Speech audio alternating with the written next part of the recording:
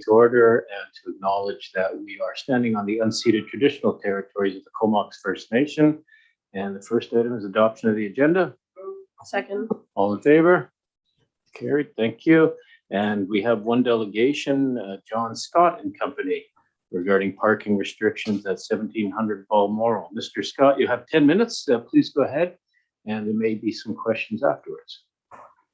Okay, good evening, Mayor Arnott, council members, and the staff in attendance here tonight. I trust all of you received our written submission regarding the parking changes on Belmoral Avenue. I hope you have had time to read them thoroughly, as I am not going to reread them tonight. We are in opposition to the recent decision to change the 2-hour restricted parking zone to a no restrictions parking zone. The reasons for our opposition are detailed in the submission. Sometimes changes can result in unexpected consequences that adversely affect many people. We believe it is counterproductive to just oppose your actions. Instead, we have offered suggestions to fairly accommodate all affected parties. We ask you to consider our recommendations in light of your Director of Operations, Shelley Ashfield's email of Friday, July 16th, 2021 to Rob Kelly, President of our Strata Council. This is, I quote, "Thank you, Rob, for your email. With respect to the 2-hour parking per town attached bylaws, the 2-hour parking has been in place well before the development was constructed, and that folks were aware of the limitation of 1 stall per unit, and as such, no change will be considered at this time. The town is not currently anticipating constructing any new parking spots, but rather seeing if there are ways existing space should be utilized to better meet that public demand." That was clear. Why did town agree with a tiny minority of residents to allow unlimited parking here? We believe that we've made a reasonable suggestion as to change existing space to meet better public demand. We welcome your questions and comments, please. I'm joined by a few of my co-owners in the Strata. Teresa Sandi is one. I'm one. Mark Ralston is one. I think, I'm not sure who this is. No, I'm sorry.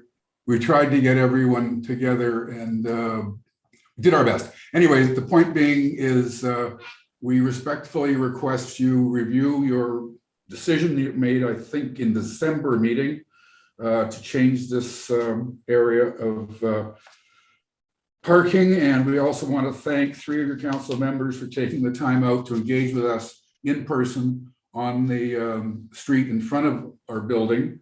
And I hope they were able to more fully understand the implications of your last decision. I will welcome any questions or comments. All right, thank you very much. Any questions from council? Seeing none, thank you very much for your presentation. Appreciate it. And we will be moving on downwards, talking about the traffic amendment bylaw later on. And if you'd like to stick on this, you'll be able to see what results from that, but that'll probably be about 45 minutes away, I'm guessing.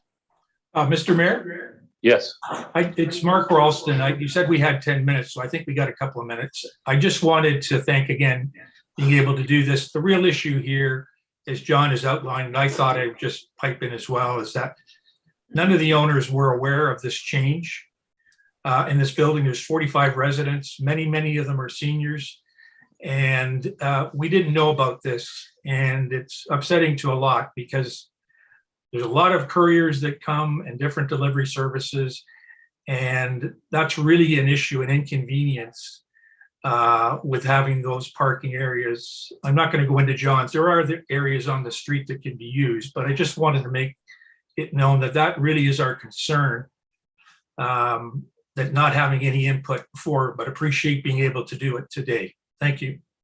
Yeah, thank you, sir. I do appreciate your comments. And was discussion that perhaps that we could send this back to your strata, let you folks deal with that, and then report back to us how your strata would like it. But I think I saw Councillor Minion's hand up to that.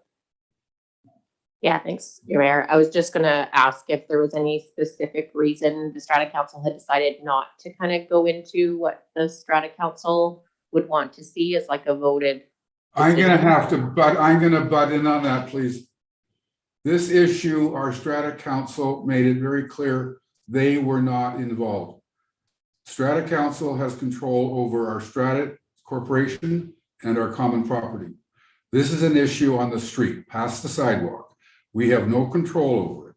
This is strictly a town of Comox issue dealing with concerned citizens who would appreciate you understanding that that very short space in front of our building is absolutely necessary and required for healthcare providers, delivery people, you name it. It was not designed to be, and it was not zoned to be a free second parking spot for people in the building with 2 vehicles. It's pretty simple. This is not a council issue. This is private concerned citizens. Please understand that. So don't ask us to come back to council to do anything, because our president has said he does not have anything to do with it. Okay, thank you very much. Any other further questions or comments from council? Ma'am, on the bottom left. Yeah, looks like you're muted. Oh, hi.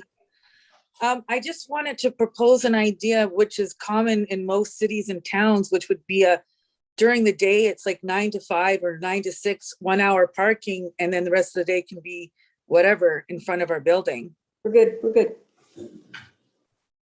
Yeah, okay. Like I said, we do have this later on in our agenda, so we will be discussing it further. So we just at this point, excuse me, sir, at this point, we're just taking the information from you, seeing if council has any questions, and then we'll go on. But Mr. Scott, did you have something more to add? I didn't quite follow that.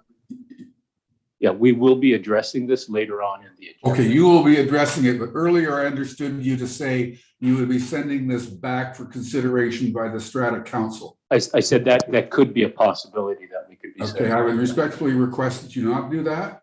That was not done on the original application by a few people here to change the parking.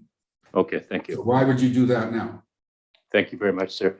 Do we have any more questions from council for this delegation? All right, and the delegation is happy with their position, so appreciate that. Thank you for taking the time, and as I said, we have a long agenda here, so it will take a while to get to that point. Thank you for having us. Thank you.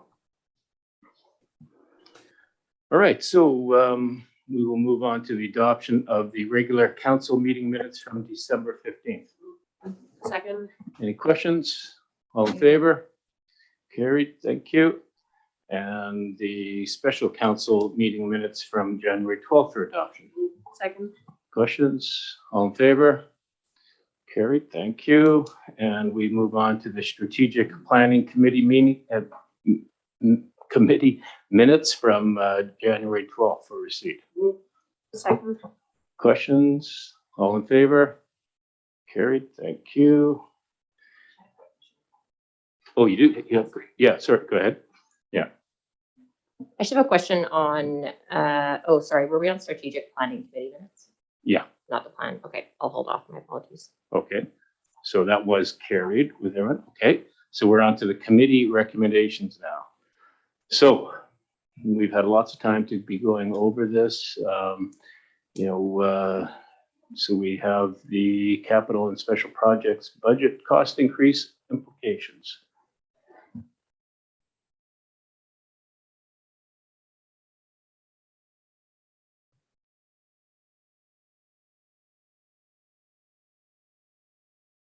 So I'm just advised that there is an updated staff report on that committee recommendation there.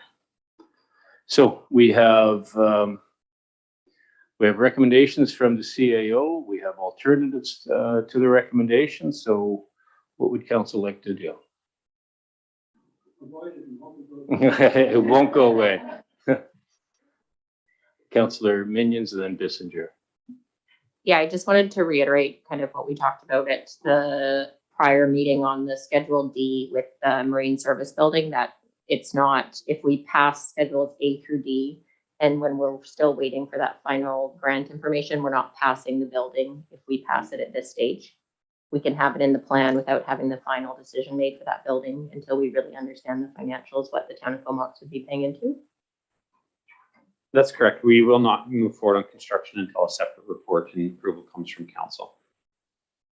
Okay, so it can kind of be an arbitrary item, but still included. That's possible yes, possible no at this stage. Yeah, I think it would be normal in our planning on a project like this to have it included in our budget. If we include it and then we don't move forward with it, it just is unspent funds. But if we don't include it and we finalize the budget and then have to move forward, we'd have to come back and make a budget amendment. So it makes sense to leave it in for now.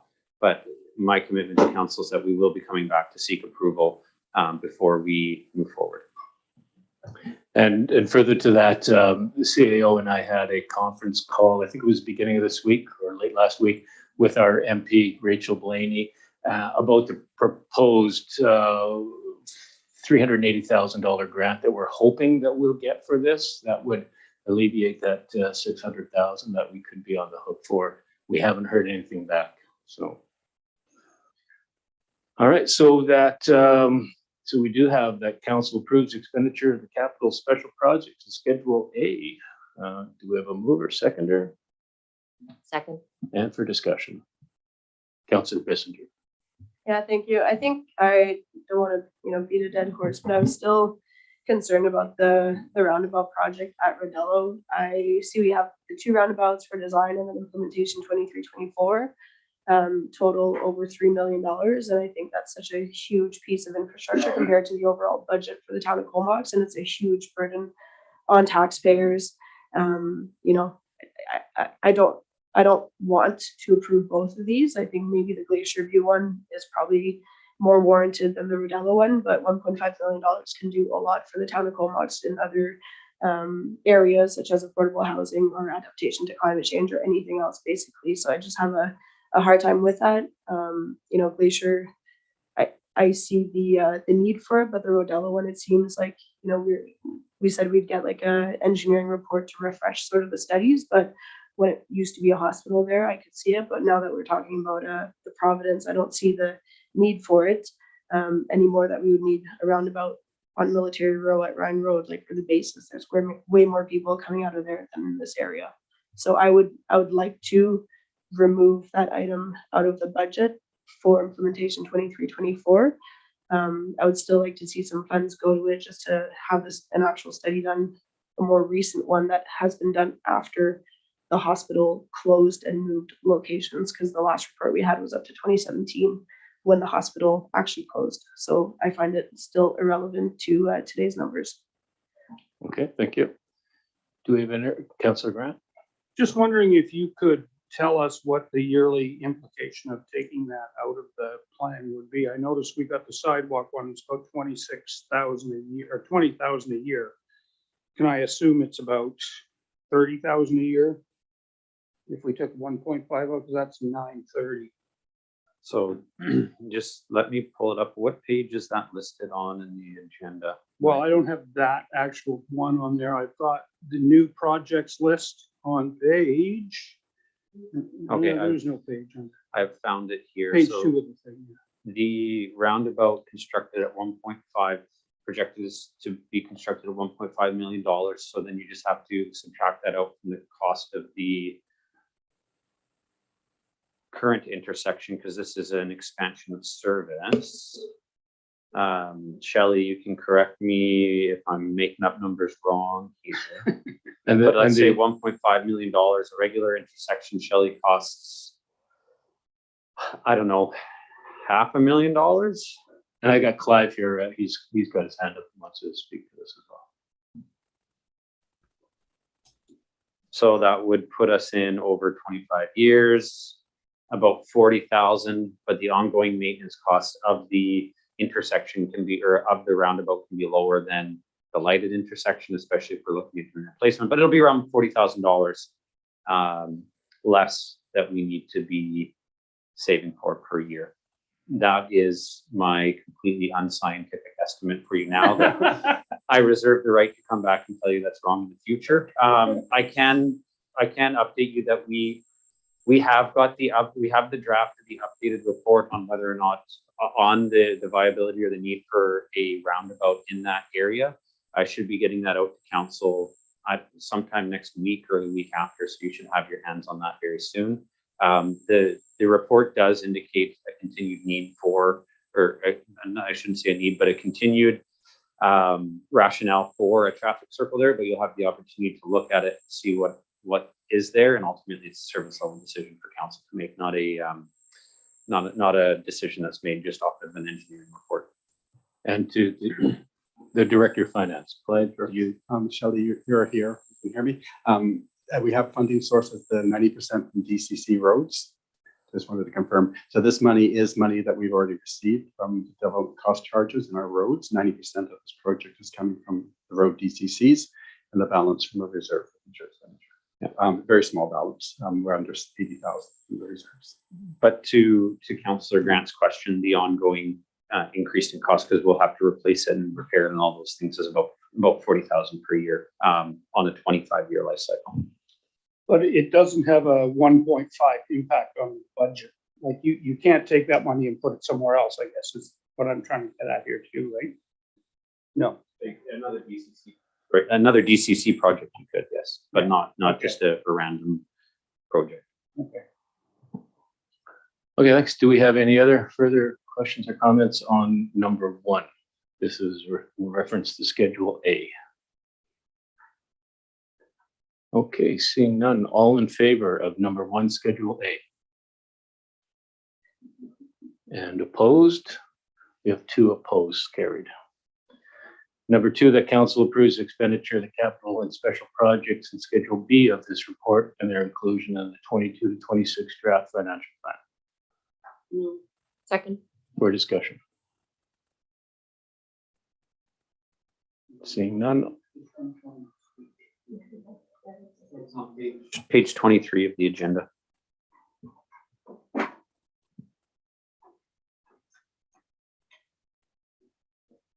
So I guess my question as we go through these budgets, and I still, like, I totally understand where you're coming from. I get what we're trying to accomplish here, which is to get our costs in line for the future and make sure that we have enough reserves to pay for everything.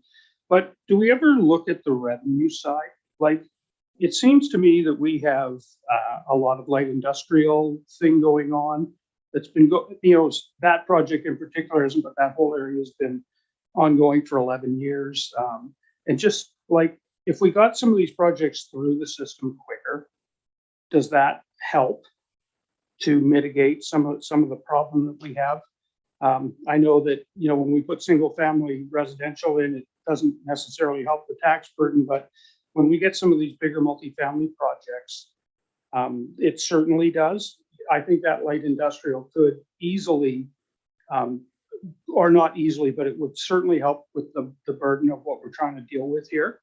And so I'm wondering, and other forms of revenue that we could maybe look at in order to bring some cash in to mitigate the tax increases.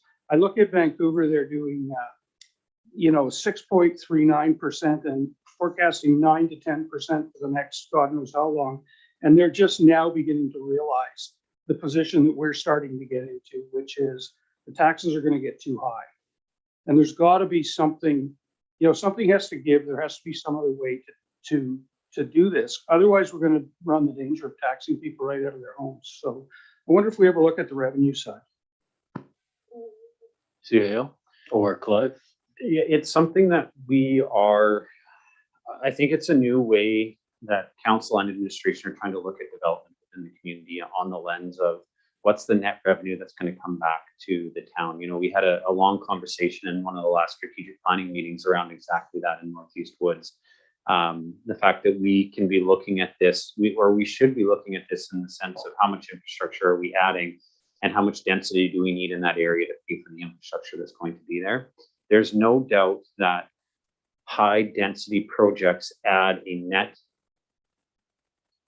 I'll just use profit because I think it's fairly well understood what I mean, but it adds a net profit to the community that helps pay down our infrastructure deficit.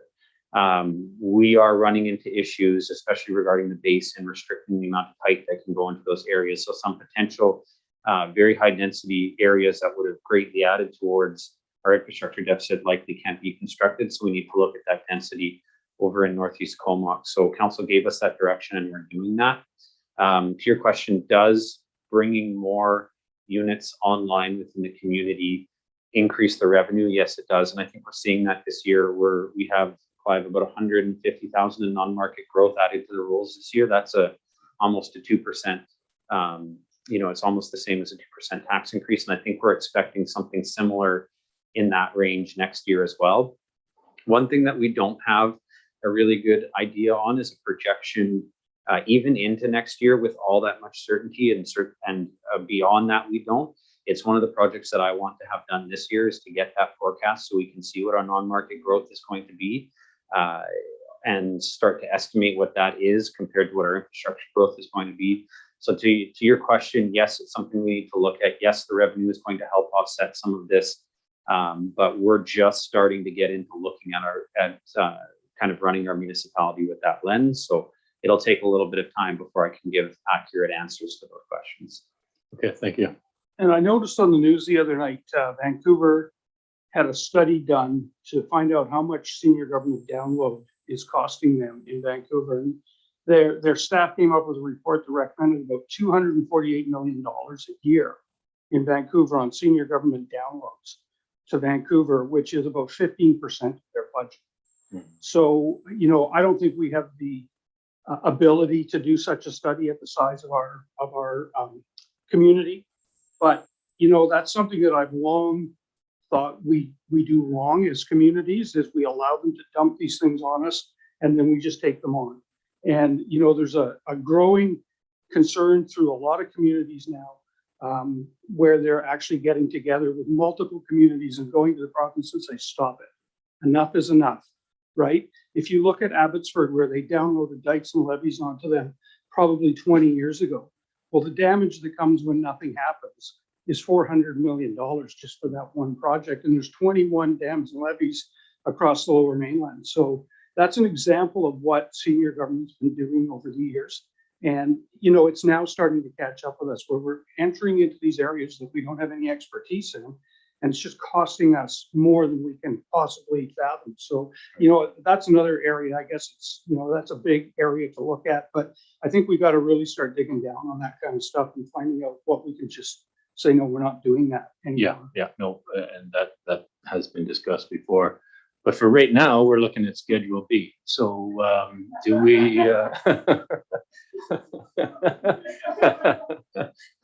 But I wanted you to have your moment. And duly noted, Councillor Grant. Yes. Do we have any more questions or comments on Schedule B? Councillor Kerr. For the Carthew Ellis line item 1.94 million, it says 390,000 will be funded out of DCCs. Where's the rest of the money coming from? Is that from our tax revenue or other grants?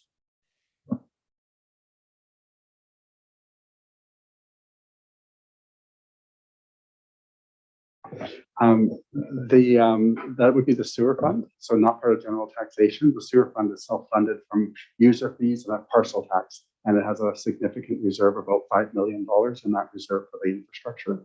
So DCC's first, and then the balance from the reserves in the sewer fund, not part of general taxes.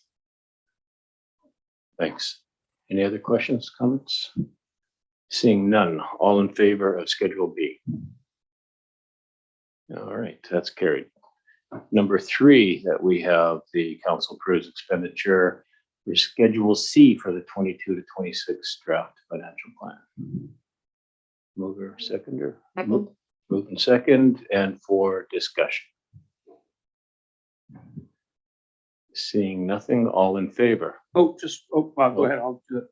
That's fine. You're okay with Schedule C? Yeah, the only thing I wanted to bring up, I chatted with Clive the other day for quite some time, and it's better than talking to Don Jaquest. Yes. So sorry, are we going back to discuss C? Well, it's an overall. So. it would Okay, be- so- So it would be to do it all. If you want to do them all, and then I can do it later. Yeah, sure. Let's just continue on. So that was all in favor. I think that was unanimous for Schedule C, so that's carried.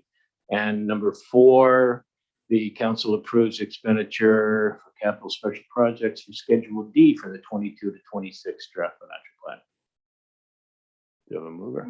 Moved, Second? second, and questions or comments? Councillor Swift. I just saw a letter that came in from Destair. I know they want to come and present to us, but this amount for the elevator at 55, is that our portion or is that the completed project? So what that's going to be is that the Destair had saved up some money for a rainy Right. day, and they were able to accumulate $15,000. They are struggling right now, as many user groups are, and so I said to them that the best thing for them to do would be come to council as a delegation and plead their case, and see if council would waive that $15,000, considering we paid for it.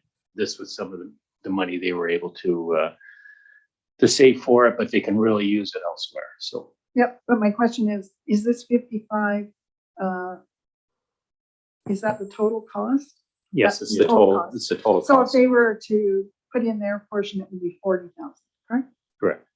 Yes, Okay, that's right. but remains to be seen. Yeah. Okay, thanks. Okay, Councillor Minions. Yeah, I'm just wondering, we had at some point a rough number earmarked for the youth recreation kind of information that comes out, and I couldn't see it on Schedule D, although I'm not sure if it would live there or not. And then also kind of anything that comes out of the master plan has been taken out of this. So I'm just wondering where our budget for the next 5 years would live for youth recreation and for any upgrades that are decided with the master plan. There's Phase no funds allocated towards that, and we normally wouldn't through this process allocate those into our capital budget. Having said that, we could have a dollar amount indicated for future year expenditure, not current year expenditure, because to put it into this year's budget, we need to have something that's definitely concrete. Now, we are aware that discussion is going to be continuing on this item, and we're going to be bringing council a report at the strategic planning meeting in February with the completed review. One of the reasons why we haven't indicated a dollar amount is that the dollar amounts vary so widely depending on where council wants to go. Something at the smaller end of the scale to do some of the work recommended in the report, in the draft report that we've seen, is around 15,000, but the higher end of the scale, we're looking at 4 million. So we need some direction from council. Now, council, you will have the ability this year to move forward on one of those projects should you choose. But that will also depend on what project you want to go for, and then we will talk about it at the time, how you plan to fund it. Okay, sounds good. I remember there was a number of like 120 or 160,000 that it was either last year's budget or 2 years budget, but it might have been under like special projects or somewhere outside of the capital plan. We had money in the budget in order to fund a large overview study, and then we removed it to go with this kind of smaller community-based approach. So that money was just taken out. It wasn't meant for a capital infusion. Okay, and those expenses are probably likely coming in the next 5 years, though, in some number, we just don't know what it is.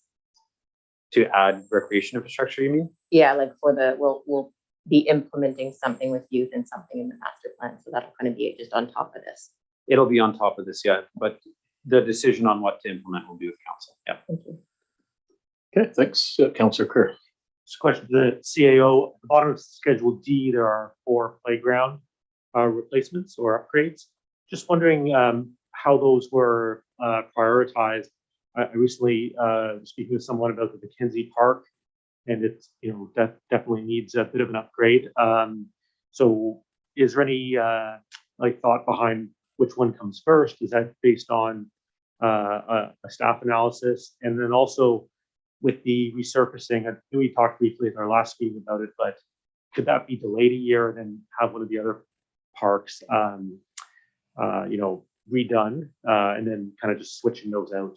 Wondering if that's possible. I mean, there's so many new young families coming into Comox that playgrounds and places to go, especially with COVID, is a high priority.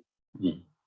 One of the benefits that this council has is that you're not in a cash crunch position. So, you may we may have a restriction on how much can be done in a given year just from the amount of capital projects the staff can handle. But you don't have to look into delaying one capital project to move a capital project up. You guys are in you guys don't have that cash flow issue. So if you want to move a project up a year or 2 years, there's no issue with that. Is Andrew around? I have it minimized so I can't see if your video is not on. Yeah, no, I'm right here. Andrew, can you talk about the prioritization for the playgrounds?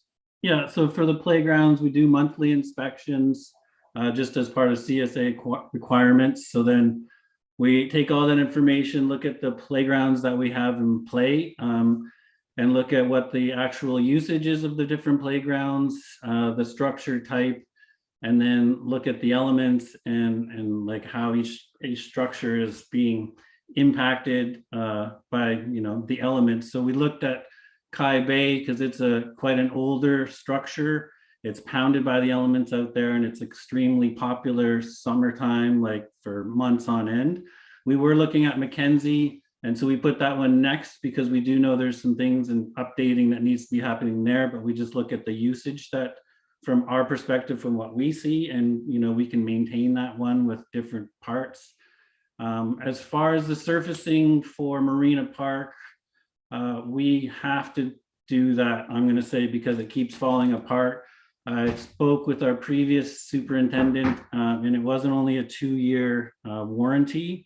So, and we've had it tested this past summer to do basically absorption test of the playground area surfacing, and it failed the CSA standards for their absorption coefficient. So and it's a destination park in the busiest place that is. So that's where we are with Marina, and that's how we kind of got to the selection of the other playgrounds. So Andrew, with that, you're saying that the Kai Bay Park is widely used in the summer, like the actual playground structures? Yeah, from what I understand and from the community, just the input that we get about the facility and usage and stuff like that. So yeah, I'm surprised by that, but because I don't see many kids down there, but I see Councillor McGowan nodding her head, and so she must be using it. So good. All right. So yeah, or her kids. Yeah. Either that or she's falling asleep and she keeps doing the chicken there. Councillor Kerr, go ahead. Thanks for that, Director. One more follow-up question for CAO. So what would be the implications then budget-wise if, let's say, we shifted all those projects to this year? I mean, if they all have to get done, I'm hearing that it doesn't really matter which year we do them in. Why wouldn't we do them sooner rather than later? That just goes into so I'd say when you're talking about on a single project, it probably doesn't have that much of an impact, but this is where we're going to get into the discussion over the next few years on the service levels that you guys want to provide to the community. And when you're deciding these over an entire asset class, it all adds up. So if you take a look, I don't know how old these playgrounds are, but let's say you're looking at $125,000 playground. I'm just going to pull up my calculator. $125,000 playground replaced after 20 years. It gives you a cost of $6,250 per year. If you take that same playground and instead of replacing it after 20, you after 18 years, it's $6,944. So the playground ends up costing the town $700 more per year to replace it after 18 years rather than 20. And again, that's what I mean. If you're just talking about a singular project or a single piece of infrastructure, it really has almost no difference. It's when you start making that decision across all of our asset classes that you start to see the savings, and then it just goes into our funding strategy and how we deal with our infrastructure deficit. So to your point, could we move those all up for replacement this year? Barring any operational issues in getting it done, we can. So financially, that would be your impacts, probably about 700. I don't think those playgrounds are probably about 20 years, but so it'd be around $700 times the amount of years. And then that's the same thing. If you push it out, that's the savings you're going to have. All right.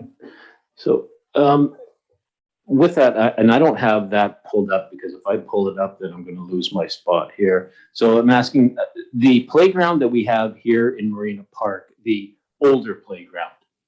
do we have that scheduled? Because I know at one point that was part of a revitalization of that park and it was going to be something else. But what I'm seeing is as my grandkids get older, they're moving from the little splash park over to the other one, and it gets a lot of use. So I think that would be one that we would want to be mindful of. It's not on our 5-year plan to replace that playground. You know, if there's a technical analysis, Andrew, you can let me know, but that playground's in fairly decent shape. I would echo what you said there. My daughter, my 5-year-old daughter much prefers to play at that playground. My 3-year-old daughter likes the other one. Right. So Yeah. I'm usually running between the two of them. Yeah, no, and I think they're both good to keep. So I like the other one because when they go in the water, they end up clean, and on the older one, they come out dirty. But yeah. yeah. Okay. And Andrew, from your perspective, the older park here at Marina Park is still in good shape? Yeah, I mean, we do some repairs for sure. I mean, the main thing that kind of where I was waiting is the original plan for Marina Park and I think the stage and pavilion and things that are there. So if you know, council wants to talk about the future of that and those various things, I mean, that's something we can for sure look at. Yeah, okay. All right, thank you. So any other questions? This is on Schedule D that we're discussing. Seeing none, all in favor? And were you in favor? Yeah, I was just wondering. Okay, so that's carried. In talking with Clive earlier this week, I talked about our budget and how our taxes are going to go up and probably remain there until we get figured out where we want to go. And I wondered if we had any sort of a communication plan for this. I mean, it seems like we could get ahead of this message. I know we're still running into policing cost issues this year, so that's forming part of this budget problem in our asset management plan, where we actually now know what we have in assets and what the cost is going to be. We've never had that before.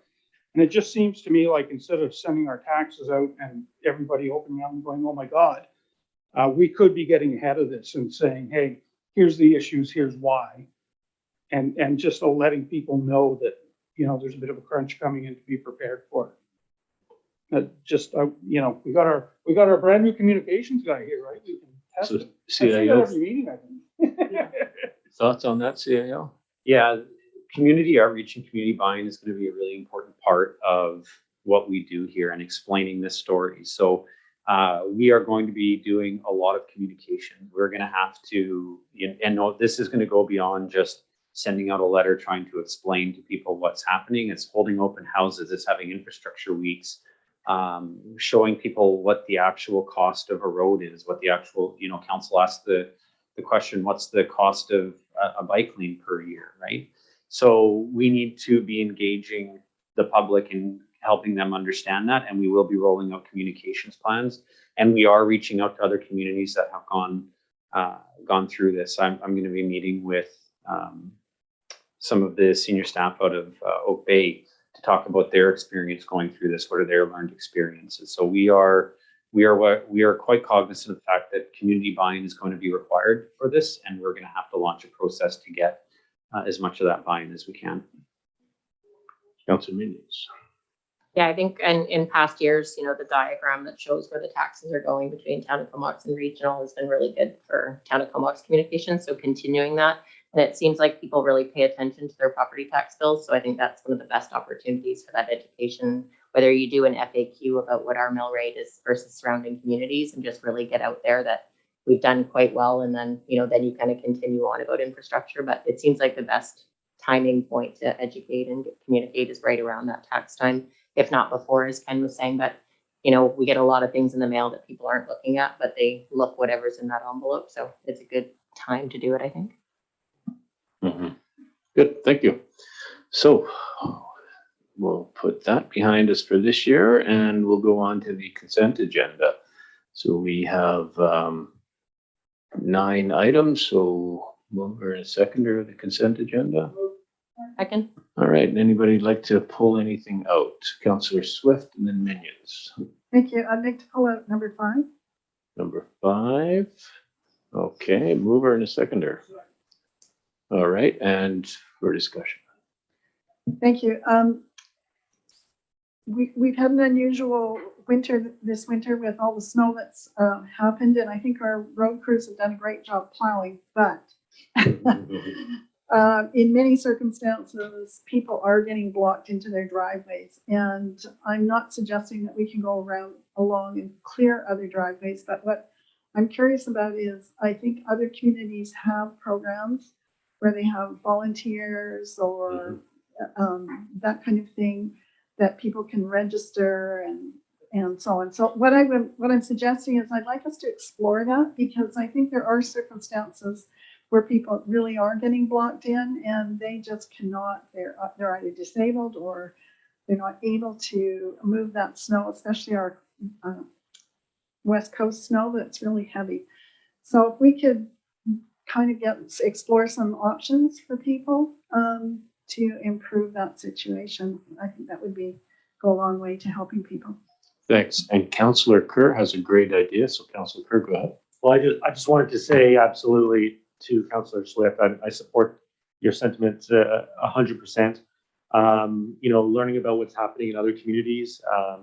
The Snow Angel program, for example, in Vancouver is a great system where people that know that if there's a heavy snowfall, they will be unable to clear their own driveway, clear their sidewalks. And it connects them up with volunteers who say, I could take care of a 1 block radius or 5 block radius around my own place and take care of my neighbors. We see a lot of that in our community as well. I congratulate the mayor and a local hero as well, JD Ludlow, known as Flower Man, for his efforts recently that was in the news to get out there, get the bus, get a team of volunteers and take care of people's driveways. But absolutely, Councillor Swift, I think this is something that we can do as a community. Comox is known as a caring community. We take care of each other. And I think having some kind of a formula or some type of a program that makes it easy for people to sign up both as volunteers and those in need would be a wonderful system. So I would support that 100%. Councillor Grant. Yeah, so the other issue that I came to, and I guess we always have to remember that this is a one in an every now and again issue. I mean, last time we had a big snowfall was about 15 years ago, and it was the same sort of issues. And we do all this stuff and then we forget, and then 15 years come. But one thing that I noticed this year was on-street parking. And I know there was just a really huge buildup of snow and it was hard, but even in downtown and especially up by Church Street Pub, there was, they plowed the roads and did a really good job of that, but people were pulling into the snowbanks. And then especially on Church Street on the hill, they go into the pub, come out, and then they'd be stuck in the snow and couldn't get out. So maybe if, next time this happens, if we could just widen our scope just a little bit to provide just a little bit of that. I know it's really an unusual circumstance, but, it was like there was people sliding around and falling in the road. And, it was a bit like watching the boat ramp down here when the pub was there. So just, if we could widen that out. And I know it was the worst of times. It was right at Christmas. I know we were short staffed. I know there was a whole bunch of reasons why it happened, but just to be cognizant of that. Councillor Bissinger. Sure, thank you. And, also kudos to the staff. I think they did a really good job. I know one thing that we heard a lot about was just the issues with sidewalks not being cleared, or at least for the main roads, like between Rob and Anderton. I know it took a while for the sidewalks to get clear. And those are like main corridors, same thing with Comox Ave. And I wonder, we say ooh, this is a 1 in 15 year thing, but maybe we need to plan for it going forward, because it might not be a 1 in 15 year occurrence. It could be more common going forward. So I think instead of just having the whole world shut down, because that's not how it works for most people need to get to work, whether they bike or drive or walk or in a wheelchair or have a stroller or whatever. So I don't know if if we can include that in our budget or somehow in our operations plan, just to have a better plan for sidewalk clearing going forward. I don't know if that means to buy a couple more Kubotas or whatever to do to get the job done, but I think that was definitely one part of the works that could use some improvement, and I think would be really appreciated, because it's a huge piece that we seem to always fail on, even though it's only happens once in a while. We had snow for 3 or 4 weeks, and people need to move on with their lives and get to work. Yeah, and we're spoiled really, because this is an everyday occurrence everywhere east of us. And, look at Toronto, the challenges they're having right now, Ottawa. And I think it goes back to the messaging, and that is to remind people, which, we did there, is to, you're responsible, businesses and residents are responsible for their front yard, they're adjacent. Now, I know there is a challenge when you have a senior or somebody who is not able to clean it, and that's where, Councillor Kerr's idea, but, it is something that this happens in every community across Canada, and I'm sure there's lots of councils that are having this discussion this week too. And what do we throw at it? Do we throw at money, a couple new Kubotas, a plan, that able-bodied people are able to help? But hopefully, it's something that we don't have to discuss for another 15 years. But because my back is still sore from that bus ride. So. Yeah, but all good points, and I do agree, Councillor Bissinger. The sidewalks, the CAO and I had a couple talks about those, because there was some ones that I think we were responsible for that did not get done. And CAO. Just so Councillor, we're going to be bringing you a updated snow clearing policy in March, and I think that'll be an opportunity for us to have these discussions, set the service levels. We'll be bringing you the costs to the municipality just to provide that level of service that we did over this snowfall. So it'll be an opportunity for you guys to take a look at what service level we want to provide, what the cost is, and what we can do differently moving forward. And when it comes to sidewalks, we've been talking internally about how we can have a more coordinated approach between communications, bylaw, and public works. But part of that's going to be a discussion amongst council that in many communities that see this type of snowfall, if you do not shovel the sidewalk within 24 hours, a ticket will be coming. And whether or not we are going to, that's on the books that we can do now, but we need to have a discussion if that's what we're going to do.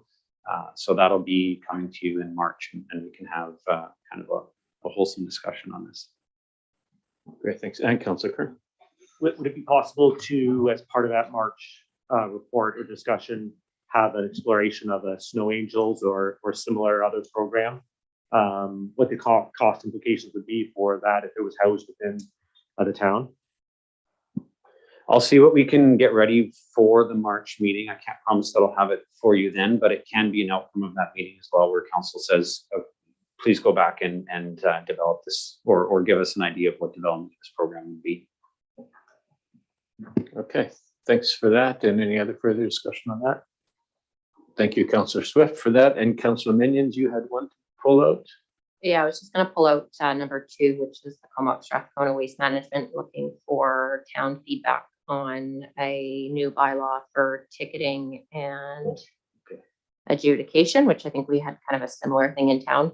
It looks like they were looking for feedback by January 13th, but we didn't have a meeting between then, but we do have a meeting tomorrow that we're going to. So definitely not the number 1 waste management issue right now, but I'm just wondering if by far, but knowing those dates, if there's any feedback like staff had that would be against this, or tomorrow will be 3rd reading of that bylaw ticketing and adjudication policy. Just wondering if we had any feedback we should be bringing back as board members versus in letter format. No feedback. I mean, the bylaw adjudication program with us, I think, is going well. If you ask the community, generally the process goes well if they get the result that they want, and if they don't like it. But I think from our perspective, we've kind of worked out the administrative kinks in the system, and we're certainly welcome if the CVRD wants to talk to us about our experience in setting it up. So no comments from us. Okay, just making sure verbally it was okay to proceed for us to be voting in favor, but it seemed like a very straightforward policy. Thank you. Okay, thanks. And Councillor McGowan, you had your hand up. Yeah, okay, go ahead. Yeah, thanks. I was hoping to pull number 1. That was number 1? Yes, please. Okay. All right, so for discussion, go ahead. Okay. So I was just wondering if we were using any of these, because we do have a rapidly growing town. Habitats are shrinking, and if we are using these things and we have support to stop, I think that's a pretty easy win for us. If we don't have the capacity and money to do too much, but if we can if we can do that, then that would be wonderful. I think that we did adopt these, or we instructed our contractor to adopt these practices. Andrew, any further comment you have on that one? Is Andrew still here? Did we let him go after the capital and special? I think he's still here, but he's muted, so I'm not sure if he's just distracted somewhere, but we have Dan. Oh, no, he's here. Sorry, I'll let him speak about it. Sorry, I'm gonna have to apologize. My daughter was just trying to grab hold of me, so I kind of missed. Are we talking about rodenticide? Yeah. That's the one. Yeah, yeah. So we worked with the contractor, it's Orkin, and they had to follow provincial mandates. So they have switched over all of their, currently we still use bait, but they have switched over everything to meet the updated standards. Wonderful. Yeah. Great. Thank you so much. Thank you. And anything else you want to bring out? Well, just because we happen to have Dr. Jonathan Kerr here, and number 3 is on there, so I'll pull number 3 out. Is there anything you'd like to add to that tonight? Sure. Thank you, Mayor. So we're having a first meeting of the Comox Valley Physician Recruitment and Retention Task Force, the lengthy title. It's happening this Friday. Thank you to the members in the room and across the valley that are attending. We have representation from Courtney, Cumberland, Comox, CVRD, and the hospital board. So the basic strategy will be to come up with a plan to recruit physicians and ensure they stay in our community, especially family physicians, because we know there's about 13,750 people in the Comox Valley without a family doctor. And the other thing that's really great is the Division of Family Practice has set aside some end of fiscal year funding to put behind this. So, the funding will come not from the municipalities, but from the Division of Family Practice. So looking forward to starting that discussion, and I'll update council in the coming weeks. Great, thanks. Yeah, I'll be on that at Friday at noon, I believe it is. Yeah. Right. Any other comments on that one? Okay, so we'll move on to unfinished business and the strategic planning and action items from January 19th for receipt. Second. Any questions or comments on that? Councillor Minions. Yeah, I just had a quick general question, not directly to climate kind of open house, but I'm wondering if sometime between now and the summer, we can kind of get a report or have a discussion on, during the last summer, we opened the cooling center at the rec center in a couple areas, which was really great. During the very, -10 to -15, I had probably 5 or so residents reach out and ask what Comox specifically was doing with that, which we said, we have a regional emergency response person, we have regional services that we pay into, but just at some point, I'd like to know if those things continue or get worse, if what we have kind of set up regionally versus locally is going to work, or if we need kind of a, different scenarios. So I'm wondering if that can be either a notice of motion that would need to be looked at, or if it could just be a meeting where we discuss like other, like snow topics, but just whether this regional approach is working where it's all important, or if it's needing to be a little more in-depth. Yeah, it would be dependent. If you're looking for a staff report, we need a notice of motion. If you're looking to have that council discussion, we can just add it to one of the upcoming meetings. So I would be happy just to start as a council discussion, just, even just updating us with where, I know we do put our funds into multiple different services, and I was able to say those things, which was really helpful for me, but it was kind of just from what I knew. So a council discussion on it for emergency response, what the fire hall does, all of those things to remind us of those situations, what to say when the community comes to us. An answer of I don't know is not really a great answer in those situations. So I would like a council discussion on those type of emergencies, what we're doing. Yeah, I agree. I remember a couple terms ago, we had these discussions. Shelby, you might remember that if there was an emergency, like taking your point, that's great, but expanding it, if there was an earthquake, where do we go? And there was talk, well, we go here or we go to the public works building. I can't even remember off the top of my head, to be honest. So that would be a good subject.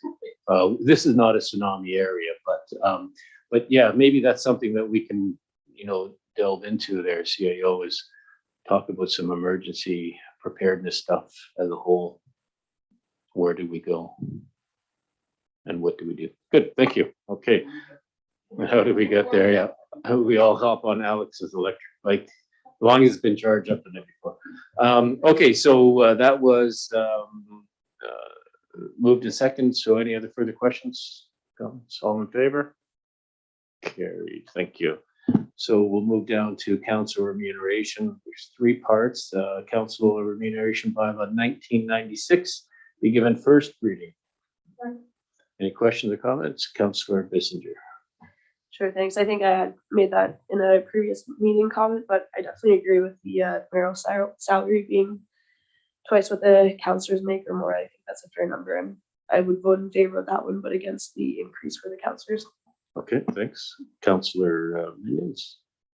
Yeah, similar as how we split it out. We split that out into two different votes last time because I also was in favor of the mayoral increase, but not of the increase on the councillor wage, just being that I really see it as a kind of a part-time role, and we already do see the increases with the inflation and things like that. So if we could separate those two, that would be a starting place for me to be able to vote on those two. CEO. So because this is a bylaw, you can't separate it out. What you could do is you could put forward an amendment that the councillor salaries not be increased. And then if that amendment passes, you can vote on the whole bylaw. Where you can separate those things out is when you're in the motion, you have different items, but when it's in the bylaw, you can't just pull it out. So you can move forward an amendment and then vote on that, or you can just defeat this bylaw and try and change it at that point. Yeah, okay. So any other questions? Yeah, Councillor so Brown? the problem with not giving it increase is that at some point in time, you end up playing catch up. And then the catch up becomes really big, and then it actually does become an issue. So, you know, I've been down this road a number of times, and we've done this kind of thing in the past. And then it just turns out that you get a great big wallop at one point. And it seems to me that it's a much better way to slowly increment as you go and keep up, rather than fall behind and then play catch up. Councillor Minion. I'll go with Councillor McGowan because she hasn't spoke yet, and then Councillor Minions. Thanks. I know I spoke about this last time this came through, but I will stand my ground and say I still am extremely supportive of increased remuneration in a reasonable way and in a reasonable level. And I believe that this is put forward something quite reasonable. The way that it stands, it's not a livable wage. I know that it's not a wage and that it's not supposed to be a wage, but anybody who is trying to work shift work or trying to do anything that isn't a 9 to 5, or if they're not retired, or if they don't have a pension or something like that, they're not going to be run, and we miss out. They're not going to run, and we miss out on a portion of our population that won't be represented. I've had a very hard time the last few years because I don't have a 8 to 4:30 or a 9 to 5 that I can rely on. But I still think that my opinion and my thoughts on these things are just as important. And I think that if we want to encourage any marginalized or people that are maybe experiencing some of these things to join us at the table, then we're going to have to be remunerating them appropriately and encouraging them to do so. But if we just keep going, well, it's not a volunteer position either. And if it was, then we would have a lot of, we'd still have a whole bunch of retired white men at the table. And, I just saying. Yeah, that's not called for, not the white men at the table. I think I do a really good job here. I do my best. I'm not saying that you don't. I'm just saying. I know, but your generalizations, but I hear what you're saying, so carry on. Okay. No, that's good. Thank you. Thank you. Councillor Minions. Yeah, I was going to say this is kind of broken out into three parts, and I'm definitely not, in past years, it may not have seen the increases that it should have. And then what we did see was that one kind of, bigger increase. But the 90% and the 10% using a CPI index, I'm absolutely not against. I think I just look at it when, the last council came on board. I think it was 18 to 19,000. That was kind of the job then. We saw an increase, but with what we're looking at on, every part of keeping taxes at some nominal rate when it comes to voting on our own, which is one of the more challenging things we have to do. I just don't feel like the work has changed by 50% from when I started 3.5 years ago. So I think the rate increase that we have seen already was fair, and that I absolutely agree with continuing at kind of a fair CPI index. So it's not that I don't think that should continue to be looked at every year for council members, but not to this amount. Councillor Kerr. So I will be voting against this pay raise for council. And just speaking for myself, I just believe that, it's a real honor and privilege to serve on council, and I'm new in this seat, and I really feel it's an important part of community service for me and for many others around this table. Also, I think given the financial hardships for many people in our community, especially with the housing crisis, it just sends the wrong message to be giving council a pay raise at this time. Yeah, thanks. Any other questions or comments on that? Councillor Swift. Thanks. Well, I agree with what you said, Councillor Kerr, but I've also lived through a time when we didn't take the increase, and in that instance, we were voting in favor of an increase for the current council, so it was a bit awkward. But the first year we didn't take it, and then we did end up having to play catch up. So I'm going to vote in favor of this because when you look at some of the other communities and what's happening there, I think it just is a good idea to keep in pace with them. So I'm going to vote in favor. Okay, Councillor Grant. Well, I think the unfortunate part is that we have to vote on our own pay raises, which always has bothered me, but it's a bylaw, and if you want to pass a bylaw, then we have to vote on it, and that's the way it goes. I think that if you were, it's often been talked about putting a committee together and going out and getting them to figure it out for us. I think you'd find if you did that they'd actually probably bump it up even higher. Because I think that for some, you can put as much time or as little time into this job as you want, really. I mean, it can be as little as coming to Wednesday meetings, or it can be as much as consuming a lot of your week. And, I know for myself, I put in a lot of time over and above what happens. And so, the unfortunate part is that we have to vote on our own raise, and that always looks bad. But I really don't think it's unreasonable to be paid that much if you're actually putting some time into it. Okay, and Councillor Swift. Well, this raise does not come into effect till 2023, correct? Yeah, so we're not actually voting on our own raise. So I think that's important for the public to know. Yeah. All right, everyone has had a chance to speak, so all in favor of first reading? Okay, and opposed? So it's carried. And that the bylaw be given second reading. Any more discussion? All in favor? Opposed? Carried.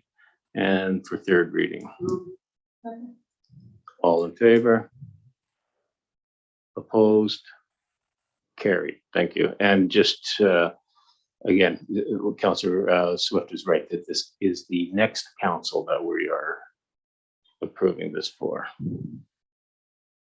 And as an old white man, I put in a lot of time on this. And I work 2 jobs.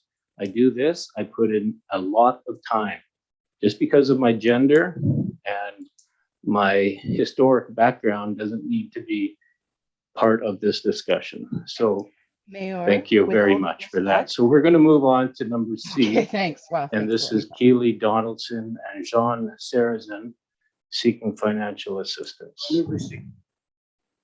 Second. Any questions or comments? So all in favor of receipt? And CAO, it seems I've lost Councillor McGowan. I'm still here. I'm just making some faces that I don't want people to see. Okay, thank you. I'm going to move on to street and traffic bylaw amendment, downtown parking. We just moved it for receipt. Yeah, yeah. Just, I think one other question was putting up a tower on top of council chambers. Did that ever get looked at or approved? I'm not sure about that, but this one is just seeking financial assistance. So I think that was that something internal, CAO? I know there was that in the delegation, Yeah, correct? it's under the delegation, Yeah. but yeah. Yeah, there hasn't been a follow-up conversation to that. I don't have a major issue with that. I've done that before for a number of different areas. The financial contribution is in unfinished business. It'll get moved to unfinished, or it'll stay in unfinished business as well, because this was something to be moved to your operational budget decisions. So, which should be coming soon, Clive says, soon. Yeah. All right. So we just approve this on receipt then. All right. So we're moving on now to the street and traffic bylaw amendment. And this is what we were talking to earlier about the delegation. So number one, that the Comox street and traffic bylaw amendment 1358.04 be given first reading. Move. Second. For discussion. Councillor Swift. And then Thank you. I hope I'm doing this right. I know the Church Street one, I saw the fellows out changing the signs the other day, so that one's kind of been looked after. But I think that for my part at least, that I didn't give the Belmoral one as much thought as I should have. And I would be happy to rescind that one or remove it and keep the 2-hour parking restriction that was there previously. okay, we had minions and then we'll have grants. Yeah, go ahead. Yeah, my preference would be to have their strata council give direction as a strata council, because I think that's, as they say, it affects their residents in the building, albeit I've heard and believe that that probably is not going to happen. So as a best alternative, we can kind of say that's what we need. But looking at the street front there yesterday and having a conversation with the residents, it is important to get some form of 15-minute or emergency parking there. They've said on more than one occasion an ambulance has had to park down by the golf course. So I think in that way, it's something that hopefully we can put back to staff to say, instead of going back to them and waiting 2 or 3 months to have a strata council, you know, both sides of I've talked to both the people that would like full parking, no restriction, and talked to people that want 2 hours. There's enough room to really come up with a simple compromise of 5 to 6 spots one way, 5 to 6 spots another way, and really have some sort of handicap or, you know, 15-minute parking spots. So without giving exactly what that prescriptive looks like, I think we could probably deal with it without putting it back to their strata council as far as what would make the most sense there, if that makes sense. But I don't think we need to wait for them to maybe come back to us, which won't happen. So a compromise with 2 to 3 options would be my preference there, and including for sure a 15-minute for ambulances that may need to go there. Okay, Councillor Grant. Yeah, so I've driven by that area 5 or 6 times in the last 3 or 4 days, and there's never been more than one car parked in front of that building at any given time. There's one white Toyota that seems to sit there all day. Other than that, there's always lots of clear parking, but we've been put in a position here where we become the referee in a bit of a neighborhood dispute here. And, you know, there's no right answer for us. No matter what we do, somebody's going to be mad. If we come up with a hybrid option, then nobody will. So there you are. But I think there is room for a hybrid, you know, something like that lady said, where you have 1 or 2 hour parking during the day and then open it up a little later. Perhaps that's the right way. You know, what I don't want to do is get into where we're putting signs up, taking them down, putting them up, and constantly in the middle of that. And, you know, despite the fact that they don't think this is a strata issue, I don't think we can go forward without getting some sort of approval from their strata with whatever we do, because I don't want them coming back again after we changed and doing this again. So, yeah, so, you know, maybe a recommendation to do a sort of an in-between where we do 2 hours in the day and leave it at night might be something, or designate one. Like, I don't know the right answer, but I know that you've got half the people wanting it and half not, and there's no win here.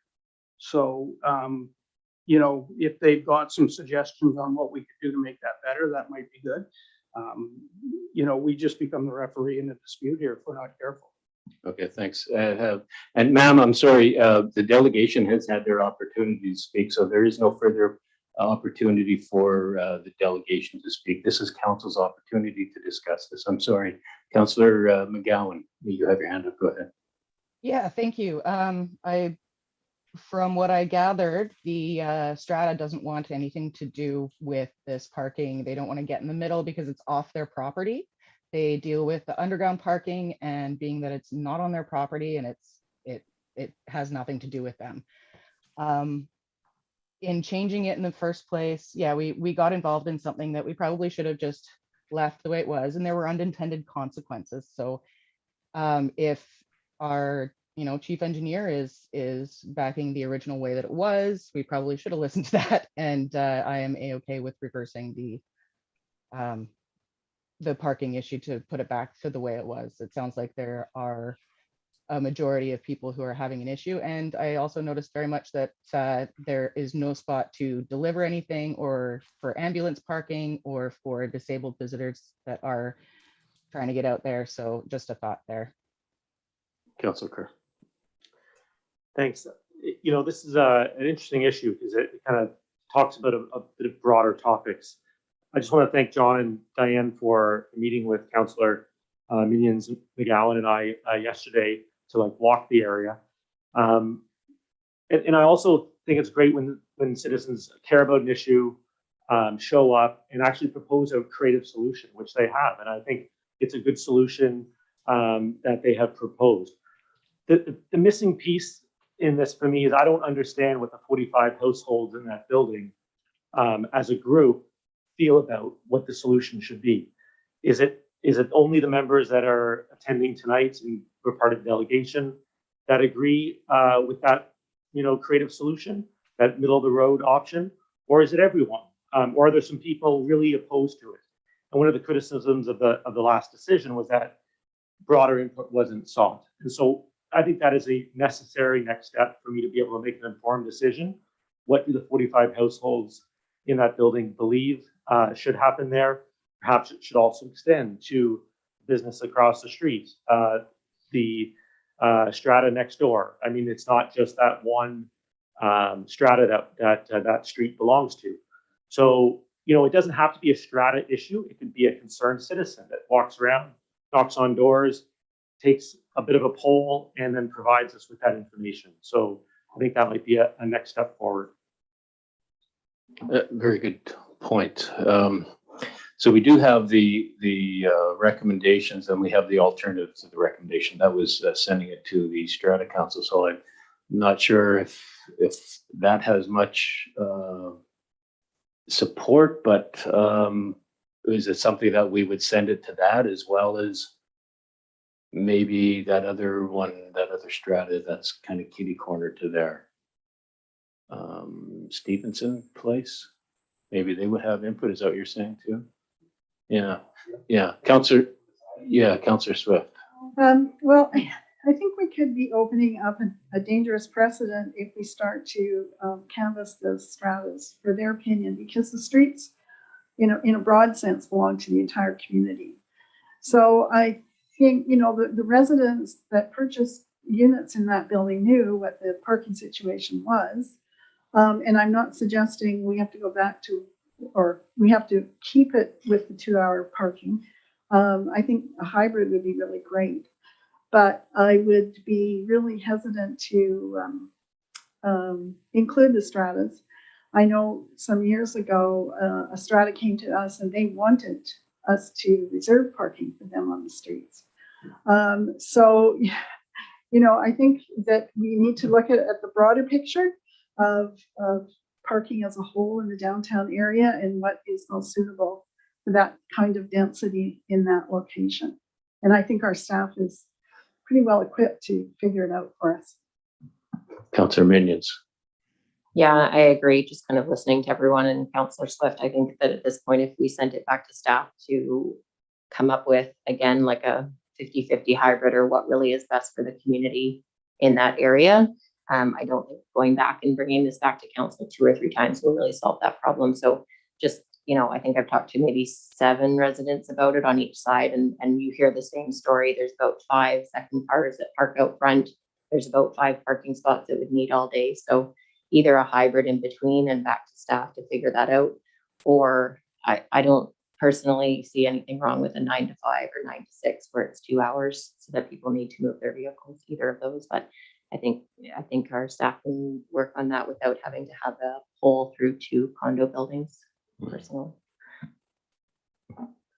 Okay, good. All good points. So we do have the moved and second for the traffic amendment bylaw. So for first reading. So all in favor. So we got 3 in favor. Okay. Because I didn't hear any amendments. I didn't hear anything like that. So we were discussing. So sorry, Councillor Minions. Well, it's Swift speak and then yourself, Minions. So go ahead, Councillor Swift. I just need some clarification. If we're in favor of this, then we're saying that we're going to remove the 2-hour parking. Is that correct? Yeah, let's, Mr. CAO.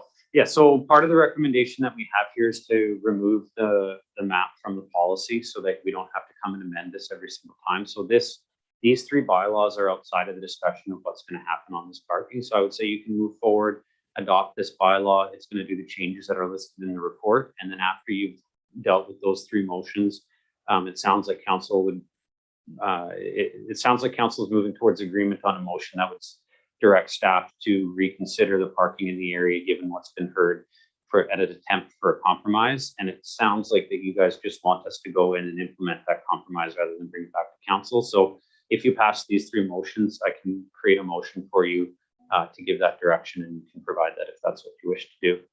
I see a lot of heads nodding. Good. All right. Yeah. Even on TV, I saw the head nodding. So that's good. So yeah. So number 1 be given first reading. So all in favor? Sorry. Okay. And second, we move for second. Any questions or comments on that again? All in favor? And Second. And all in favor of third. Okay, that's carried. So all 3 were carried, Ms. Russworm. You're happy with that? Good, thank you. So yeah, so we'll let that staff deal with that too. So yeah.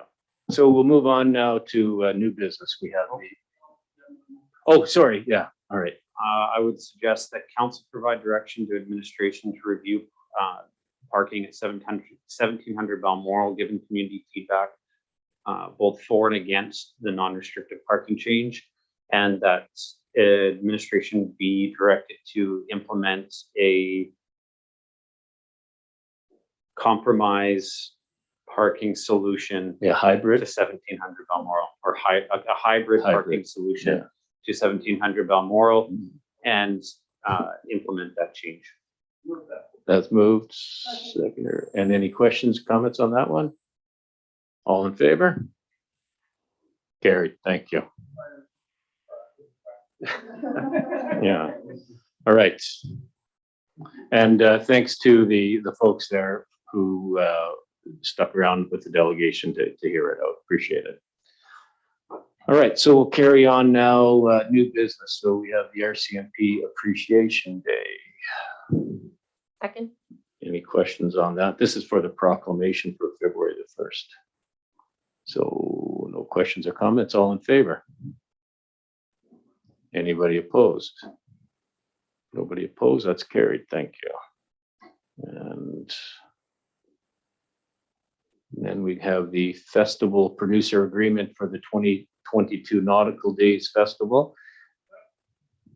Any questions or comments on that?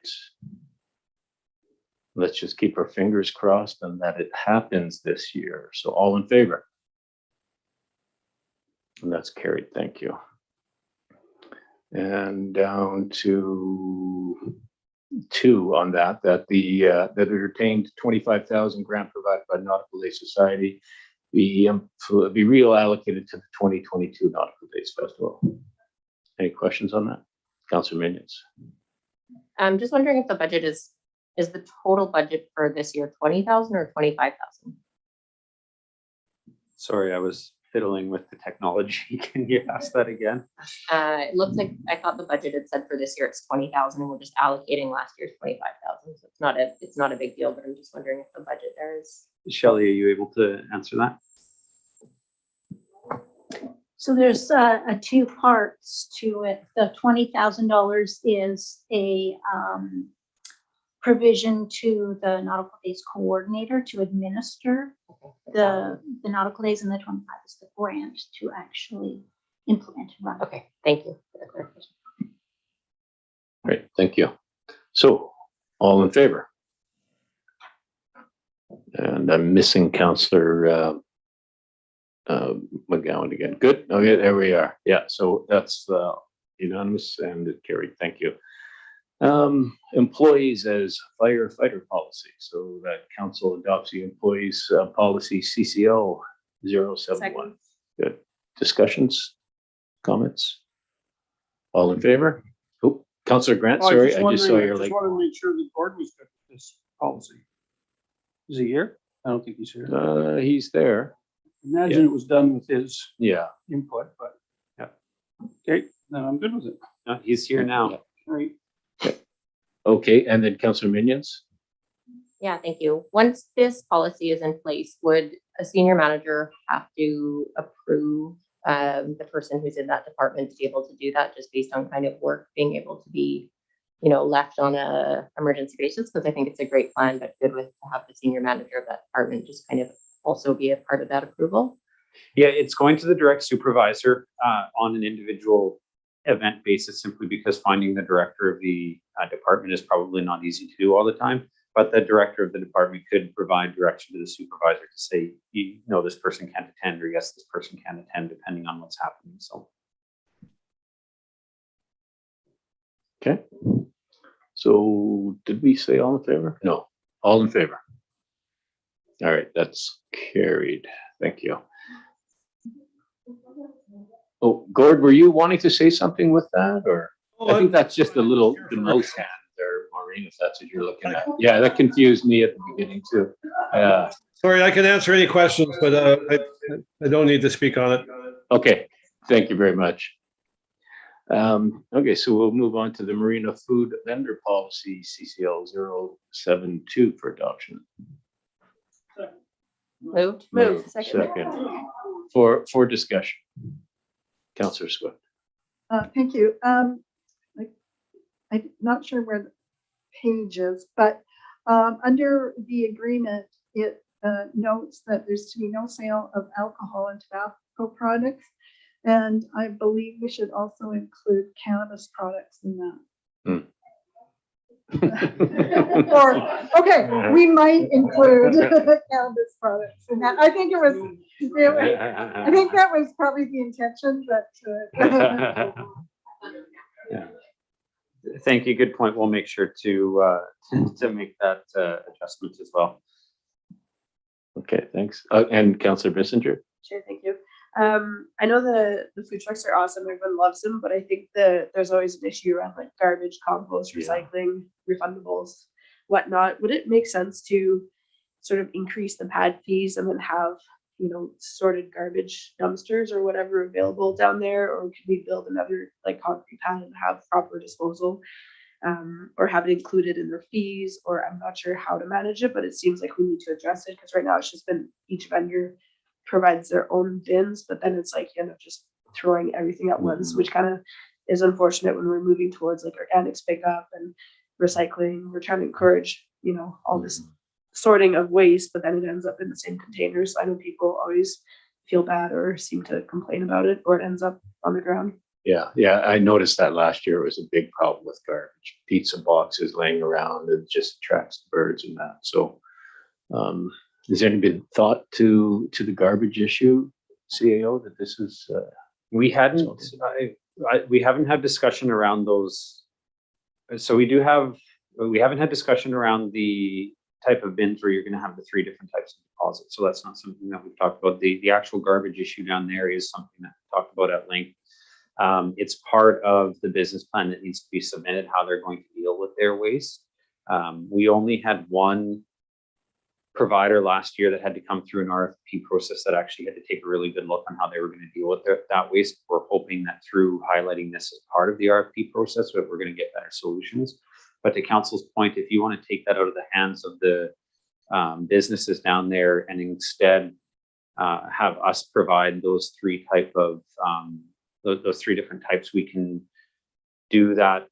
I'm just thinking about how the collection would happen for them, because especially organics, you couldn't leave there in the summer because it's going to be an issue. It would have to be a daily clean out. Andrew, if Andrew's still around. Yep, Andrew's here. Yeah, haven't thought about the organics part. We do have recycling bins down there. We've increased the capacity for garbage. I mean, the challenge with COVID too, all the everything's takeout.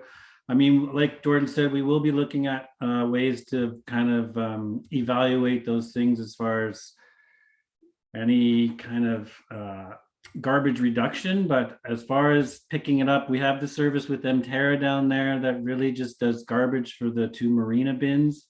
So we'd have to look in the feasibility of if we can have that service there, I guess through Mterra or a contracted service, something like that. Yeah, so I was actually going to suggest the opposite, in that we get the food trucks themselves to provide the bins and deal with it. Yes, as part of this contract that we're putting together. It's not a big burden to put 3 bins out. And if you have to take your garbage, some of it recycling with you and get rid of it, I think it's time we started moving in that direction. For us to do it becomes a bit more logistically challenging. Are you referring to the big steel bins, or you mean like just a container? No, just a container. I think you could get you can get just like a home one or a couple of home ones and put them there. And if you have to dump them, you have to dump them, right? I mean, if you have to, remove them or do something, they're getting a pretty big benefit for being down there. I don't think it's a big ask. Yeah. Councillor Bissinger and then Minions. Sure, yeah, I think I agree with what Councillor Grant is saying. I think that's a good idea, except I'd want to make sure it's like actually, in the RFP as a contractual requirement, and we actually, follow up on it and enforce it, and, specify, the 3 lanes of garbage, recycling, and compost, and they need to have one of each. And like you're saying, they deal with it. I think that'd be totally fair, but as long as it's like even playing field for all. Yeah. And Councillor Minions, yeah. Yeah, I was gonna say, I had the same question, but did read that it's in there as part of the contract that the vendor does bring their own garbage and recycling, but I think it's been in there and before. So I think it's maybe how we follow up with it or what the process of kind of checking in on it is. Because I think it's been part of their contract for a couple of years, and it just, if no one's checking in on it, then it might go by the wayside, or they didn't even see it in the contract. So I think compost is a hard thing, because depending on the vendors we choose, if they're from Courtney or don't have access to like a farm. So if we could see the garbage / recycling just cleaned up a little bit this next year, I think that would be a good starting place. And as soon as composting comes in 2023, hopefully we can figure out how to incorporate it. But I do see it in the contract. So maybe it's more of a, is it a little bit more fulsome in that section of what happens, if the town of Comox does have to kind of step in and do more cleanup, but it is there. So. Maybe we need a couple pigs at the hands-on farm, and that's where all the compost could go. Well, yeah. Councillor Kerr, go ahead. 2 quick questions. As part of this, can we also look at seating down there? I know on a busy Saturday, seating is at a premium. It's hard to get a table. Could that be something that we either ask the vendors to supply some seating as well around their area, or if we increase the fees perhaps for them, we could provide more seating for Comox residents and visitors? And then second question is for the maximum number of vendors that fit in that area, it seems like you could put a 5th or a 6th there. Has that been discussed? That was discussed a number of years ago, and what it was looking like was the leftovers after Nautical days. You'd have all these trailers there, and it was looking pretty ratty down there. And so we had on the east side, we had a trailer. The Surfside used to be on the east side, and then that didn't look good there because that was the entrance to that part of the marina. And then we had 3 or 4 over here, and I think it was determined to have no more than 3 trailers and a cart type of thing. Am I right on that, Shelley? Do you remember? We did have an additional one, that 5, and I think there's a possibility of putting in 5 along where we have them now. We can probably do that if that's something council would want. But when we did have 5, we were putting 1 underneath or in the paved area, and we wanted to take that out just to have the traffic flow moving back and forth, and rather than creating that bottleneck. And I think that we're pretty satisfied with that not being there. 4 is the number that we were going with, and I think we had, was it 4? It was only 4 this year, correct? And that seemed to work very well. But if we want to try and put a 5th in, we can certainly do that. But I think we only have enough of those nubs that come out for the water and whatever it was, some power. Yeah. So We I might think have that to was install that one of was a those. limitation. And then the spacing on it. So actually, that's really good. And then you get a wall along there too, you know. I hear what you're saying because it is so popular. I remember back in the day, I couldn't convince the BIA to have a hot dog cart down there, and now, you know, I just look at the future and it's great. Yeah, I'm glad we're having a problem. I remember those days too, where you Yeah. couldn't get anybody down there to do anything. But Yeah. I think that the demand will come. And like, I didn't think that, like, I went down there quite a bit last year, and, you know, you had to wait a little bit, but it wasn't serious. But I think as the demand comes, we could look at it at that time. Because it's really like, if you put 1 extra in there and all of a sudden the demand goes away, and you're raising the fees at the same time, you could be doing something you don't want to do. I would say wait for the demand to hit and go with that way. Yeah. So on the seating issue, is that something that could be looked at? Seating, I would recommend that we not leave that up to the contractors, because those are going to be put in and left there the whole time. And if somebody hurts themselves, they would say they had a reasonable expectation that these were provided by the municipality up to our standards. We can provide more picnic benches. Andrew, what does a picnic bench run for these days? Well, we can have our own, maybe it's usually, you know, a couple grand if you buy a purchased one. We do have a bunch of portable picnic tables that we take away in the winter, put them back in the summer. Part of it, so we could look at a few more tables, but part of it is we also just like to leave some open space, because just for families like the picnic or playing Frisbee or that sense of feeling too. So it's trying to find that balance. Plus each morning, just so you're aware, when we go down there to mow it 3 times a week, we have to send someone down, move all the picnic tables, mow it, move them all back. But so it's just that happy balance of providing the seating area, but also allowing people to actually enjoy the park as a park too. Okay. Councillor Kerr, what do you think? I think I'll reflect on this one. Okay. Yeah. So, Okay. maybe if I can just jump in. Yes, I heard from council to have an emphasis on the beautification of the park, keeping the garbage, making sure that the business have a strong plan on what they're going to actually do and provide for their own garbage. I think maybe one thing we can do is add into the contract that they each have a sign requesting that patrons return the garbage to their own garbage cans. That's something that we don't have now, and we can include. We don't have right now any provision for organics.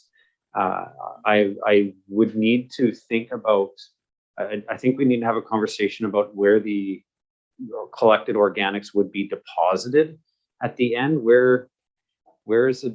We don't have an organics drop off, and that's one of the things I wonder if we did require them to collect organics, it's just going to go back to their home organics collection. If they are based in Courtney, there is no home organics collection, so I need to think about how that would be you know, kind of.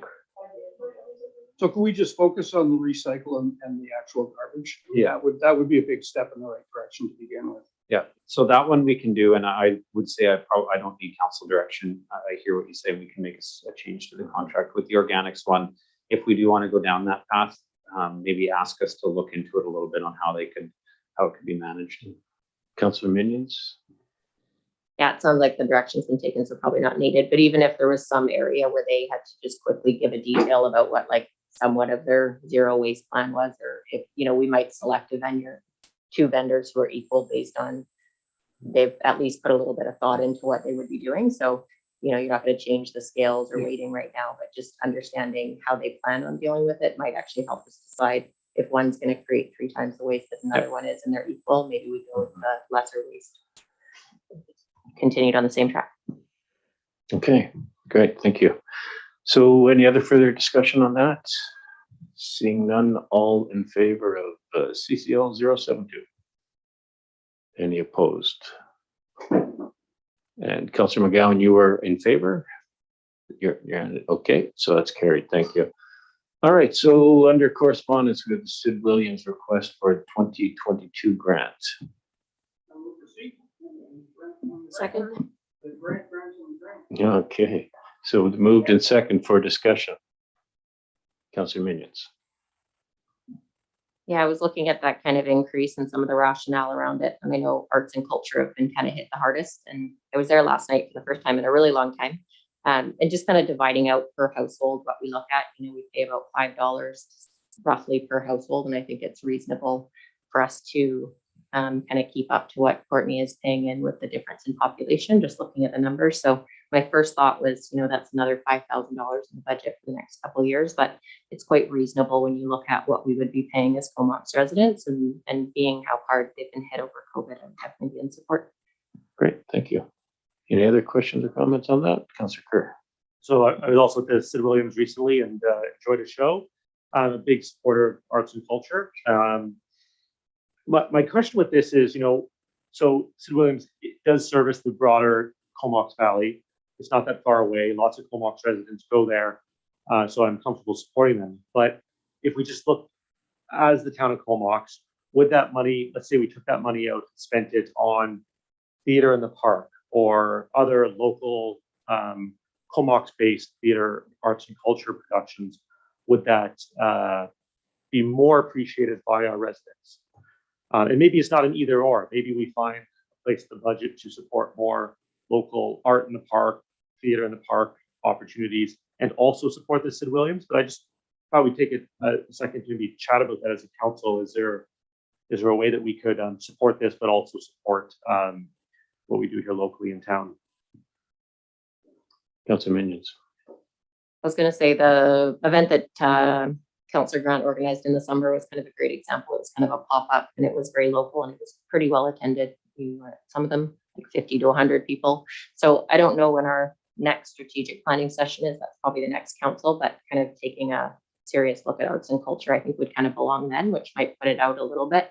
But we know we kind of support that and we have a good fulsome discussion around where that would fit in our budget, because it's very important, but I think we have some emergent issues we haven't found time for. So that would be kind of this is the easy way to support arts and culture now. And if the opportunity to do something similar to last year pops up, we kind of do that, but we look at that kind of the strategic planning time. Yeah, and remember too that when we start looking at matching with Courtney, they get about $1 million a year out of the casino that they use to fund a lot of these kinds of things. You know, I don't see them coming to us and helping us with our marina or those kinds of things. So, you know, it's a little bit of an unfair playing field the way it works. But, you know, I look at Sid Williams and think that they're a pretty good thing. And for an extra $5,000 is probably good, but probably a discussion later on how we want to do that might be a good way to do it. Question for Councillor Swift. So Philburg, for a few years, they were having those concerts in the park. And those seem to be pretty good. That was run totally by the Philburg Festival, do you recall? Yes, well, they stopped doing it for 2 reasons. They lost a lot of money on it, and the neighborhood was not pleased. So the combination was dreadful. But having said that, there were a few groups that were interested in renting the stage and so on last year, and they were kind of all set to go. And And then with COVID, things got canceled. Right. So, you know, it's a great facility. Mhm. And they're really open to having people use it and rent it and would Yeah. love that. They just don't want to be in the position of sponsoring an event themselves. Yeah, so maybe they need like mimes in the park or something, right? Yeah. You know? Well, just, you know, third-party events Yeah. are great. You know, if an organization wants to do something there, Okay. it's wonderful. Yeah. Great, thanks, Councillor Kerr. Just briefly, you know, I think actually Three-Legged Dog did a play series in Philburg in the summer as well this year. So one of the questions then is, because we were talking about youth engagement and the youth town hall that was run recently. One of the things they talked about, well, there's no place for us to go listen to live music downtown. What can we do? We go to a coffee shop or a restaurant or gelato. But what if there was music down at the marina or something? So again, I'd just love to explore this more, and Councilor Minion's good suggestion, and Councilor Grant, maybe talk about this later as part of strategic plan. But setting some money aside, I wouldn't want us to just say, you know, Sid Williams funding, check, arts and culture box, because I don't think that's enough. I think we should do more locally. Very well taken. Okay, so any other further discussions on this, Councillor Grant? I always love when we do budget and we all talk about cutting. Mhm. Every time we leave, we've added about 5 more things. Clyde We gotta likes learn it to stop too. doing that. Yeah. Clyde's twitching over there. Oh, okay, so nothing further, all in favor? And that's carried, thank you. So we will go down to reports from members of council. Councillor McGowan, go ahead. Social Planning Society meeting at the beginning of the month, food policy, food supply and municipal policy subcommittee meeting. We had the PMI Will interview. That was a while ago, but I don't think we've had a meeting since then. Watched the Immigrant Welcome Center videos that they sent out for a project called There's More to Me, and that was really touching and interesting. I did an interview with Cathal Daly about Shake Sides, met with a couple of residents from 1700 Belmoral regarding parking issues, and met with Councillor Swift about learning all about the past of the Sewage Commission history. Thank you. Thank you, Councillor Minions, and we'll go counterclockwise here. So she paid me before the meeting. Yeah. I like that change. Yeah, we had the PMI Will interview, which I think was a good process, regardless of how that turns out. We met with the residents at Belmoral there just to kind of get a little bit better of a picture of what that looked like. Met with Coldest Night of the Year organizers just about Comox getting a team together, similar as we did before. So everyone's welcome to join that, or if you are able and not able to make it, you're welcome to make a donation to our team, and did a little video for them for Comox. Couple residents calls that mostly got directed to different areas. I got 2 sewage calls, which I redirected back to the engineer and Zoe, the project team over there, because I do not want to be answering questions on a project I no longer am following very closely. I didn't give any misinformation for either. And a couple of calls again around, one was air quality and another one was kind of how Comox is prepared for further events. So more resident calls than normal, which is kind of nice. I'm getting engaged. Good. Councillor Bissinger. Sure, thanks. Also attended the PMI Will interview, and I guess we'll know in the next couple of weeks. I think they delayed the process because they had probably too many good applicants like us. Participated in the Christmas hamper deliveries. I think that was Royal LePage that organized that.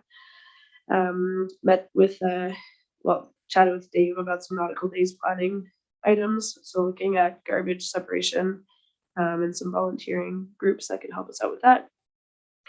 And then also discussed with a couple residents just everything with BC assessments and everyone's assessments going up by way too much. So just did some education of a few residents that way. That's it. Councillor Grant. Thanks, I'm lost here. So I attended the Sports Commission meeting where Councillor Swift got reelected as Vice Chair of the Sports Commission and Daniel Arbor remained as Chair, and that was pretty much what that meeting was for. Then I attended the Regional District meeting where we had a delegation from Comox Valley Search and Rescue, and they're looking to buy the building and looking for some help financially in order to do that. It's a little bit harder to find a building for them because it has to be the exact right location for them, and the building they have right now is actually pretty good. So that was one thing. We had a delegation from Carbon Sense, where they're looking at electrifying people's homes with car stations and heat pumps and you know, that type of thing. So, and they were looking for a letter of support for that, for some grant funding. We also talked about putting the farm market on the bus route. They feel that that would probably attract more people. It seems simple, but logistically it's really hard. And it's been tried before. You just don't get a lot of ridership, but it's in discussion anyway. And we also talked about regional transit going to places like Nanaimo, Campbell River, and possibly as far as Victoria. And that's just really an initial look at what the logistics of that would be and the cost. You know, we used to have Greyhound and they don't do it, and we do have some private people that do it. So whether or not we need to get involved in that remains to be seen. And we also gave a letter of support to KFN while they look at an application with DFO for a pilot project regarding aquaculture based management around the area. So that was my report. Great, thank you. Councillor Swift. I think it's a recognition, and the only issue I have now is that the fees and charges. I should be on that.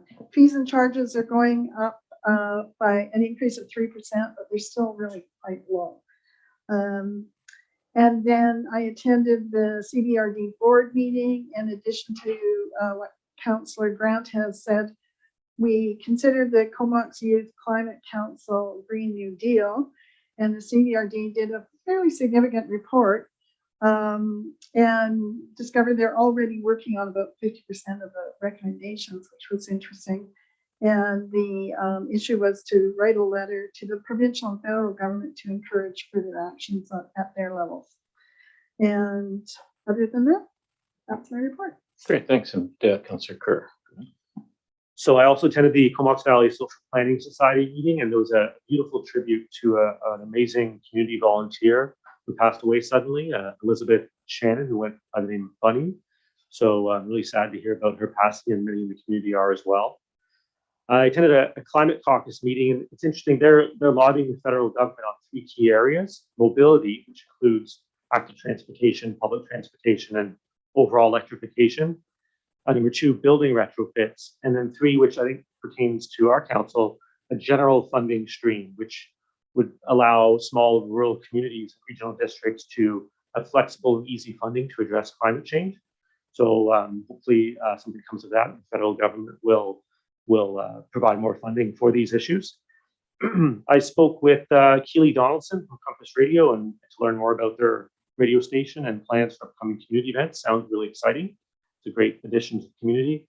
I attended the Economic Update Forum hosted by the Comox Valley Chamber of Commerce along with Councillor Grant and the mayor, and met with 2 residents, as mentioned before, to talk about parking concerns. Also some discussions with other residents about bus routes in and around Comox, air quality, urban forests, and fireworks. So wide-ranging topics. Thanks. Great, thank you. For myself, I had my first Astaire meeting with your executive. Actually had 2 of them because we had an emergency meeting because of the last COVID announcements.